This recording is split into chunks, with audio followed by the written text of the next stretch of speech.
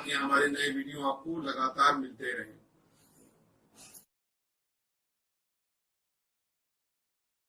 नमस्कार दोस्तों, धर्म रहस्य चैनल पर आपका एक बार फिर से स्वागत है।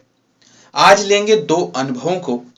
एक अनुभव में जहां पर हम तिलोत्तमा अप्सरा के अनुभव को एक साधक द्वारा महसूस किए जाने का वर्णन करेंगे, वहीं दूसरे अनुभव में एक साधक द्वारा उनकी दादाजी की बीमारी के ठीक होने के जो अनुभव है उसको हम यहां पर बताएंगे। तो चलिए बिना देर किए शुरू करते हैं कि कैसे हैं ये दोनों अनुभव। प्रणाम गुरुजी, मैं सौरभ सिंह आपके चरणों को प्रणाम करता हूं। धर्म रहस्य के चैनल के सभी भाइयों और बहनों को मेरा प्रणाम। गुरुजी, मैं आपसे 2017 से ही जुड़ा हुआ हूं। गुरुजी, आपकी कृपा से आज स्पिरिचुअल वर्ल्ड में छोटा सा साधक बन गया हूं। मां जगदम्बा के दर्शन के बाद भी मैं आपके वीडियो देखना शुरू किया हूं। गुरुजी, ये बात उन्हीं दिनों की है जब मैं मां दुर्गा की पूजा उपासना किया करता था। रोज आपका वीडियो देखता था। वैसे बहुत कुछ सीखने को वहां से मिलता था। आपका एक वीडियो देखा तिलोत्तमा अप्सरा का। मेरे मन में हुआ कि मैं अप्सरा को देखूं। अप्सरा क्या सच में होती है या फिर नहीं होती, या सिर्फ ये कहानियां हैं। मैं मां दुर्गा के पाठ और भगवान शिव के मंदिर में इनका जाप किया करता था, क्योंकि आपने कहा था कि वो जल्दी फल दे देती हैं ऐसी जगह पर साधना करने से। मैं मां दुर्गा के पाठ करके भगवान शिव को हाथ जोड़कर बोलता था, हे परमपिता परमेश्वर भगवान शिव, मैं सौरभ सिंह श्री सूरज प्रताप जी को अपना गुरु मान के तिलोत्तमा अप्सरा के मंत्र का जाप करने के लिए जा रहा हूं। मुझे आशीर्वाद दीजिए। यही कह के मैं अपनी साधना रोज शुरू किया करता था। उस वक्त मैं 11th क्लास में था। फिर गुरुजी आपका चरणों को प्रणाम कर मन ही मन में आपको अपना गुरु मान चुका था। मैं तिलोत्तमा अप्सरा का मंत्र जाप करने लगा। मैं दुर्गा सप्तशती का रोज पाठ किया करता था, जिससे मेरे अंदर बहुत सारी स्पिरिचुअल एनर्जी आ गई थी। मैं जाप करते करते ध्यान में चला गया, लेकिन मुझे कुछ अनुभव नहीं हुए। मैं 5 माला किया करता था। फिर मेरे मन में ये विचार आया कि क्योंकि जब आप मां शक्ति की पूजा करते हैं तो फिर आपको मन नहीं करता है कि किसी के सामने झुकने का, जो मेरा कर रहा था। मैं उठा और मां शक्ति और भगवान शिव को प्रणाम करके फिर वहां से चला गया। अब रात को मुझे सपना आया कि एक लड़की जो कि बहुत अधिक सुंदर थी, वो आई और मेरा हाथ पकड़ के मुझे लेकर के कहीं बहुत दूर चली गई। ऐसा लगा जैसे कि एक पैरेलल यूनिवर्स था, एक अलग ही दुनिया। वहां बहुत कुछ अलग जैसा था। कुछ लोग वहां पर थे और किसी तरह की कोई पार्टी या कोई सम्मेलन सा चल रहा था, लेकिन मुझे लग रहा था कि पुराने जमाने के कपड़े पहने हुए सब लोग वहां पर खड़े थे।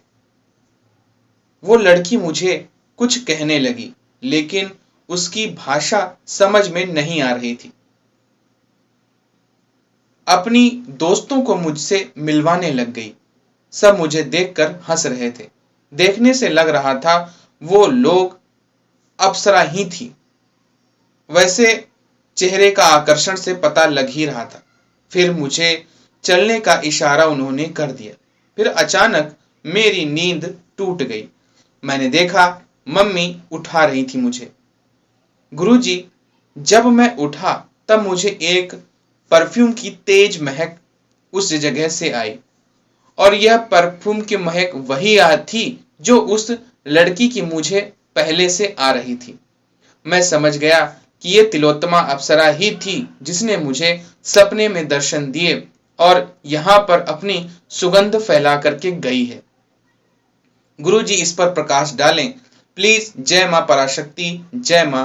तो देखिए यहाँ पर इनका जो अनुभव है वह स्पष्ट रूप से यह संकेत करता है कि इन्होंने अप्सरा का अनुभव किया है। अप्सराएं अपनी खुशबू के माध्यम से, पैलों की झनकार के माध्यम से, अपने स्पर्श के माध्यम से आपको अनुभव करवाती हैं जब तक कि उनकी पूर्ण सिद्धि नहीं हो जाती है। आंशिक सिद्धि में या उनके आने में इसी तरह के अनुभव घटित होते हैं, जैसा कि सौरभ के साथ यहाँ पर आप देखने को प्राप्त कर रहे हैं। इन्होंने मेरी ऊर्जा को एक प्रकार से ग्रहण किया और गुरु मान करके अप्सरा को पुकारा, इसलिए तिलोत्तमा इनके पास आ गई और ऐसा अनुभव इसीलिए इनको हुआ।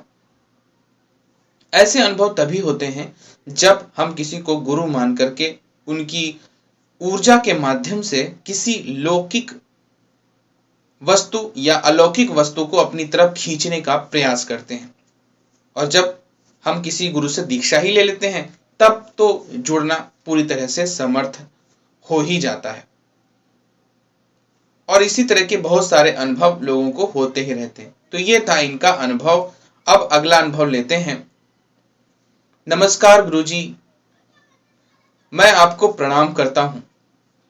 गुरुजी, मैं अपने एक छोटे से अनुभव को आपको बताना चाहता हूं। गुरुजी कृपया मेरा नाम और ईमेल आईडी ना प्रकाशित करें। गुरुजी, मैं ये कहना चाहता हूं कि गुरु मंत्र में बहुत अधिक शक्ति है। मैं यह प्रत्यक्ष रूप से देख चुका हूं। मेरे दादाजी अधिकतर सिगार सी चीज पिया करते हैं। इसकी वजह से उन्हें बहुत अधिक खांसी आती थी, लेकिन ये सुट्टा मारने की आदत उनकी नहीं जा रही थी। इसकी वजह से सभी लोग उनसे लड़ाई भी कर लेते थे, उन्हें डांटते थे कि कम से कम बुढ़ापे में तो ये सब चीजें ना करें, लेकिन वो कहां मानने वाले थे। वो छुपकर बैठकर सुट्टा मारा किया करते थे और इसकी वजह से उन्हें बार बार हम लोग खांसते हुए देखते थे, लेकिन फिर भी वो कहां सुधरने वाले थे। और एक दिन आखिरकार वो बीमार हो गए। क्योंकि मैं अपने दादाजी से बहुत अधिक प्रेम करता हूं, इसी कारण से मैं उन्हें डॉक्टर के पास ले गया। डॉक्टर ने कहा कि ये कभी ठीक नहीं होंगे अगर इन्होंने यह पीना नहीं छोड़ा, और इस तरह के धुएं के कारण इनके गले में बहुत बड़ा इन्फेक्शन हो जाएगा। उन्होंने दवाइयां लिख दी और हम लोग उन्हें वापस ले आए। कुछ दिन तक तो उन्होंने नहीं पिया, लेकिन फिर उन्हें चुपके से पीते हुए देखा गया। मैं बहुत अधिक नाराज हो गया। मैं बहुत ही अधिक गुस्से में था, क्योंकि गुरुजी मैंने आपसे गुरु दीक्षा ली हुई है। इसीलिए मेरे मन में एक प्रश्न आया कि अगर सात्विक शक्तियां मेरी मदद करें तो शायद इनकी यह बुरी आदत छूट जाए। इसी कारण से मैंने गुरु मंत्र का जाप करते हुए यह संकल्प लिया कि सभी ये पवित्र शक्तियों आओ और मेरे दादाजी की चिलम छुड़ा दो, इस चिलम को इनसे दूर कर दो। और ऐसा कह के मैंने अपना जाप करना शुरू कर दिया। गुरुजी, मैं रोज यही कहता और इसी प्रकार जाप करता। मेरी इच्छा थी कि मेरे दादाजी चिलम पीना छोड़ दें, पर वो कहां छोड़ने वाले थे। इसी तरह 1 महीना बीत गया। मुझे बहुत अधिक गुस्सा आ रहा था। फिर मैंने आपके फोटो के सामने गुस्से से ये कहा कि गुरुजी, आप अपनी शक्ति क्यों नहीं दिखाते हैं? अगर आपने आज अपनी शक्ति नहीं दिखाई तो मैं अपने 7 दिन तक गुरु मंत्र का जाप नहीं करूंगा। और यह कहकर के मैं गुस्से से वहां से चला गया। मन में मेरे बहुत अधिक गुस्सा था, क्योंकि मैं अपने दादाजी से बहुत अधिक प्रेम करता था। गुरुजी, इस बात के लिए मुझे माफ करें। कभी कभी आवेश में आकर हम लोग गलत बातें कह देते हैं। लेकिन उसी रात से चमत्कार होना शुरू हो गया। गुरुजी, अब मैं क्या बताऊं, यह आपकी ही कृपा है जिसके कारण से ऐसा संभव हुआ। मेरे दादाजी जब चिलम पी रहे थे, अचानक से उन्हें डर लगने लगा। वो कहने लगे, जब मैं चिलम पीता हूं तो सामने मुझे कोई काला साया खड़ा दिखाई देता है, और ऐसा तभी होता है जब भी मैं चिलम पीता हूं। रात को जब मैं सो रहा होता हूं तो वह आदमी मेरे पास आता है और कहता है, मुझे चिलम दे, नहीं तो मैं तेरा गला दबा दूंगा। और ऐसा उनके साथ कई बार होने लगा। गुरुजी, उन्होंने डर के मारे आखिरकार चिलम छोड़ दी। यह चमत्कार ही है जो आपकी वजह से हुआ है। गुरुजी, मैं आपका तहे दिल से धन्यवाद करता हूं। आपकी शक्तियां जरूर आई होंगी जिन्होंने मेरे दादा के मन में डर पैदा कर दिया।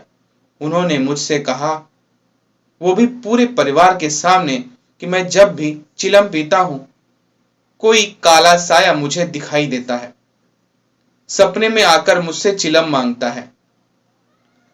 मैं उसे देखकर डर जाता हूं। मैं चिलम नहीं पीऊंगा। यह सुनकर घर के सभी लोग हैरान हैं और उन्होंने कहा, चलो जैसे भी छूटी, ये गलत आदत छूट तो गई। और उसके बाद से आज तक दादाजी ने कभी चिलम नहीं पी और इसी की वजह से उनकी बीमारी चली गई। जो इस बीमारी की वजह से वो लगातार अपना स्वास्थ्य खोते जा रहे थे, वह अब पूरी तरह से ठीक हो चुका था और इसका पूरा श्रेय मैं आपको देता हूं। साथ ही साथ मैं आपसे माफी भी मांगता हूं जो मैंने गलत बात आपके बारे में कही थी। प्रणाम गुरुजी। तो देखिए, यहां पर भी गुरु मंत्र का चमत्कार आप देख लीजिए कि गुरु मंत्र की शक्ति के कारण ही वहां पर कोई पैशाचिक शक्ति उत्पन्न हो गई और उस पिशाच शक्ति ने ऐसा कमाल किया जिसके कारण से आज उनके दादाजी एक बड़ी बीमारी से बच चुके हैं। पहली बात तो किसी तरह का भी धूम्रपान करना, शराब पीना या कोई भी व्यसन करना अच्छी बात नहीं है और यह निश्चित रूप से नरक की ओर ले जाने वाले द्वार हैं। मैं तो यही कहूंगा कि आप में से कोई भी व्यक्ति इस तरह का कोई गलत कार्य जिंदगी में ना करे, क्योंकि ऐसा करके हम उस व्यसन के गुलाम बन जाते हैं और हमें अंततोगत्वा केवल मौत या बीमारी ही मिलती है। तो ये थे आज के 2 अनुभव।